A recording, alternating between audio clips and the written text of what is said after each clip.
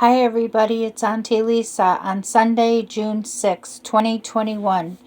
I'm working in small spaces. I'm not working outside as I like to do because my neighborhood is crowded. There's a lot of activity here. People coming and going with pets and kids, and so I'm inside. What I'm going to do is show you the difference between liquid oil right here. That's liquid, and this is solid. This needs to be melted. All oils need to be liquefied before we can make soap. So I'm going to actually heat this on my stove top. There's different ways of doing this, but this is my way because when I start making soap, I usually like to make several batches at one time. It's just easier for me to heat up a pot full of coconut oil, and then I'm going to repeat the recipe, I hope, a few times with different variations.